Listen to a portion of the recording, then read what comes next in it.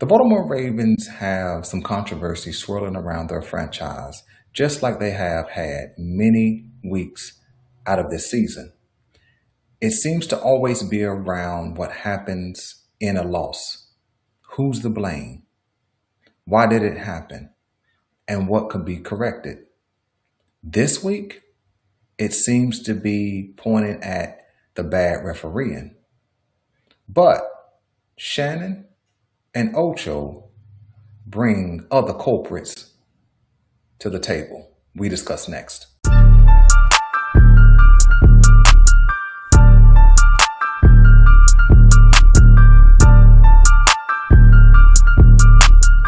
Hey, what's happening? And welcome back to The Bald Perspective. On your way in the door, go ahead and touch that like button. Hit subscribe if you've never subscribed. And go ahead and touch that notification bell so you get updates when we upload new content. Let's talk. The Baltimore Ravens have, quote unquote, a controversial loss stemming from this past game against the Steelers. And a lot of fingers seem to be pointed at the referees. Did they make bad calls? Yes. Was the Isaiah Likely call touchdown, but then overturned a bad call? Quite possibly. But most of the time in a Baltimore Ravens loss, there is not one play or even two plays. There is not one player or even two players. We typically lose multiple facets of a game. When you look at Sunday's game, we didn't have excellent pass blocking, nor did we have excellent run blocking. We didn't have excellent quarterbacking. We didn't have excellent wide receiver play. We didn't have excellent tight end play. We didn't have excellent edge rush or back end defense. So there's multiple culprits to this game. And Shannon and Ocho say as much. But don't take my word for it. Let's take a listen to what they had to say.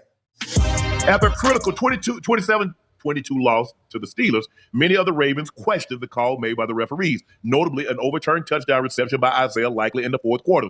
The referee initially ruled Likely scored a 13-yard touchdown pass from Lamar Jackson, which would have given the Ravens a 1-point lead with 2:43 remaining, despite the tight end losing the ball in the end zone. But less than a minute later, referee Alex Moore announced it was incomplete. Likely had the ball punched out by Joey Porter Jr. before he made the necessary third step in the end zone. D-Hop tweeted and deleted, NFL and officiating 13 years in this league, how many steps do you need in the end zone for a touchdown? It took me. Go ahead, Ocho. I'll let you take it. I'm just gonna say, you know the rule. I know the rule. For a catch to be completed, you have to take 3 steps. He took 2, and on that third Before one, he got it down, the ball got punched out. Yeah, the ball got punched out. So technically, if that was in the field of play or if it was in the end zone, it would have been an incomplete pass. I mean, understanding the rules and knowing that he had possession, but you have to complete the catch with momentum and take that third step. Yeah, when you listen to this clip from Shannon and Ocho's Nightcap Show, what you will hear them talk about is the Isaiah Likely catch, which was a 13-yard touchdown that was eventually overturned. All of the commentary surrounding that game shortly after was that he got 2 feet down and had control of the ball when he got the 2 feet down, which should have been a touchdown, but Joey Porter Jr. knocks the ball out of his hands. Now, Shannon and Ocho highlight that the rule is 3 steps. And if you pull the clip and you take a look, it looks as if before Isaiah Likely made the third step, Joey Porter Jr. smartly knocks the ball out of his hands. But Shannon goes on to talk about how this is becoming sort of a trend for Isaiah Likely to have a touchdown and not secure the ball, and the defender makes a better play and gets a touchdown overturned, such as in the Cincinnati game when he catches the ball for 45 yards, running into the end zone. Is absolutely a sure touchdown. But I guess because he thought he was scot-free, he got a little careless. Defender makes a play, ball knocked out, touchback, 6+1 off the board. Many times, Likely, are you going to get the ball punched out? Remember Ocho? He tried to switch the ball against Cincinnati, and he got it knocked out. Now go back and look at the first touchdown that he got and see what he did. He secured it. How many? You don't get style points for touchdown. He was doing this. All he had to do was secure it. He had it just like this here. Why? Because it looked cool. How many times? You saw him on Thanksgiving. He did the same thing and got it knocked out, and it was a touchback. So how many times? Yeah. Actions without consequences, no lesson can be learned. You would have thought the action that he had Thursday night on Thanksgiving would have taught him a lesson, because it was a valuable lesson to learn, because the consequences was it was a touchback and not a touchdown. But guess what? He didn't learn. And in a very similar fashion, they highlight that Isaiah Likely possibly was going for style points. Now, this is not my commentary. This is their commentary that I'm just speaking about. And what I'll say about that is this. This is kind of the trend right now for the Baltimore Ravens. When a play can be made, we don't make it. When a play needs to be made, we don't make it. And that's how we end up in these type of games. 2 back-to-back division losses, 2 weeks, an Isaiah Likely touchdown becomes not a touchdown. And so we could absolutely say it's not just bad reffing. It's been the lack of playmaking on the Baltimore Ravens side of things. But these two dudes had more to say about this game. They continue to divide up the pie of blame for who's responsible for this Baltimore Ravens loss. Let's take a listen. Aaron Rodgers was dealing today. It wasn't just that play. I mean, there were other plays that could have been made that could have changed the trajectory of that game for the Ravens. Yeah, when you listen to Ocho, he makes a point to say that Aaron Rodgers was dealing in this game, which then points over to the defensive side of the ball. And we absolutely know that he was dialing it up this past Sunday, because his first pass went for 50-plus yards. Now, what that says to me, when a QB can step back and unload a pass to his wide receiver, the guy you know you absolutely have to cover in DK Metcalf, when they can get a 50-yard connection off the first play, that says the defense wasn't ready. That says they were not prepared. That says that the scheme that they were running was not effective.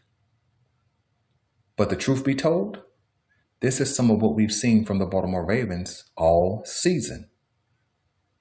Unprepared, lack of scheme, lack of awareness.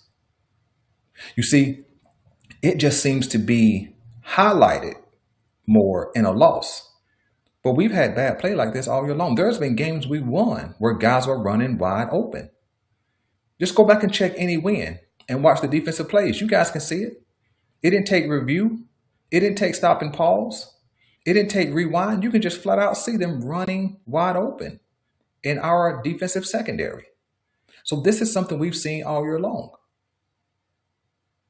But there's more coming from this game that Ocho and Shannon chop up and serve. Lamar had some drops, but Lamar's not throwing the football well, Ocho. He had Zay Flowers on a touchdown, and he undershot him, and he threw it behind him, and the guy got it out. Yeah. Zay was pointed like, put it out there. He had it. Rashad Bateman, he had it was fourth, I think it was third down. He hit him, he dropped it. Yeah. But Lamar's not playing well. He says, hey, he ain't playing good ball. And that's the truth. It seems like in the content creation circle, especially when it comes to Lamar Jackson, that you can't say anything about Lamar Jackson if it's not positive. You can't say that he made a bad decision. You can't say that he's not reading defense well. You can't say he's holding on to the ball too long. You can't say that he's not being accurate. What we do, if I can tell the truth, is we build in all of the other excuses, which may be true. All the other things we say about Lamar Jackson and his play may be true. Poor run blocking, poor pass blocking, always having to scramble, bad scheme, bad play calling, bad game management by the head coach and offensive coordinator. But that does not excuse poor play. It doesn't. If a guy's open and he had time to set up and deliver the ball should be where it's supposed to be. If he's holding on to the ball too long and the ball's getting knocked out, strip sack, fumble, and things like that, he's holding on to the ball too long. The interception on Sunday, that was a bad play. And the truth of the matter is he's had several weeks of bad play. Now, everybody else around him has been bad, but he's been bad as well. Or at least not excellent. Let me just say it that way for the sensitive folks in the back. But there's one more clip, and then we'll close up. That left guard is not good. I mean, you shouldn't be allowed to be that big and that sorry. There needs to be a prerequisite. If you this big, you got to be good. This man, he can't block the sun out of his eyes, let alone a defensive lineman or an extra blitzer coming. Let me. What number is he? Don't say 77. 77. Fillet. Yeah. Okay. Fillet. Yeah. He fillet. Fish fillet. Yeah. I mean, listen. On film, he's always at the scene of a crime, and I mean no disrespect. Yeah, 77. Yeah, that's him. On the games that I've seen, it's always him, always the same one. I think he's better at run blocking I'm thinking he's better as a run blocker as opposed to bring his ass in on 4th down, 4th and 1, 4th and 2. But the way the teams are set up now, Ocho, you got to throw the ball at some point in time. Yeah, you got to throw it at some point in time. Yeah, that's his strength. That has to be a strength, when it comes to the run, because pass blocking, always at the scene of the crime every time. It's being reported that Lamar Jackson had a heated interaction on the sideline with Daniel Filele after the interception per Tracy Wolfson. At this point, so Ocho, let me ask you this. If as bad as he's been playing this entire season, how bad must his backup be? Yeah, when you listen to these dudes talk about Daniel Filele, Shannon Sharpe goes in, Ocho adds the icing on the cake. And it's very, very clear that Daniel Filele has not played well this season. There was times last season where you could definitely point out multiple games last season where he did not play well. But that's the zoom in focus, right? When you zoom in with your camera, it narrows the focus and makes the image bigger. But the poor play by Daniel Filele is just a microcosm of what the Baltimore Ravens offensive problems are. Because the whole line has been bad, especially the interior offensive line play. But guess what happens if we zoom out? If we zoom out, more people come into focus. And when it comes to Daniel Filele, which they did a good job putting him on a chopping block, but when you zoom out and you're not just seeing Daniel Filele, who you also see is John Harbaugh, who you also see is the offensive line coach, and who you also see is Todd Monken. Because how many weeks this year have we come into the content creation room and provided content about the Baltimore Ravens offensive line play, beginning with number 77? How many weeks? All 13. How many of us was asking for some type of change during the bye week? Many of us. How many times have you heard TV pundits talk about the Baltimore Ravens offensive line play? Lamar Jackson needs to be protected, so on and so forth. Many times. And Daniel Filele has been the topic of that conversation. But that's the zoom in. But if you zoom out and you start looking at John Harbaugh, you start looking at Todd Monken, and you start looking at the offensive line coach, what you'll have to begin to ask is, if everybody else can see this guy play this bad, then why has a change not happened? Only two real reasons. Either Daniel Filele practices better than he plays, or the guy that is behind him has to be some trash. That's your only two options. That's your only two options when it comes to dealing with the conversation topic of why Daniel Filele has not been put on the bench. Either he's practicing better than he's playing, and the other guy behind him can't overtake him, or the other guy is some trash. But that's where it requires another zoom out, because now you've got to look at EDC, who said, this is my 30th time saying it, that the offensive line this year, which he was referring to these 5 guys, Ronnie Stanley, Andrew Voorhees, Tyler Linderbaum, Daniel Falele, and Roger Rosengarten.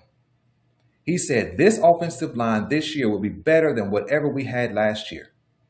He was already projecting the 5 starters for this season. And I think that's what caused him, that overconfident, that over-evaluation of good talent, that's what caused him not to develop the rotation behind these dudes.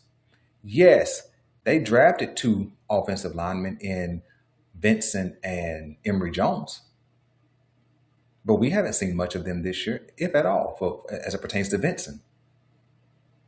But he didn't bring in any real veterans at the interior offensive line position. They brought back Ben Cleveland, but hey, he wasn't playing before they brought him back. He's been on the Ravens for 5 years now. He ain't broke a sweat in a game. So that's where you have to begin to zoom out and look at all the other culprits, because Daniel Falele ain't checking himself in the game. He's been given permission as a starter to keep checking in. Daniel Falele ain't going to say, man, I really suck. Let me just put myself on the bench. The head coach, offensive line coach, and offensive coordinator are making those decisions. So if we really want to deal with something and somebody, it starts at the top, and we all know that.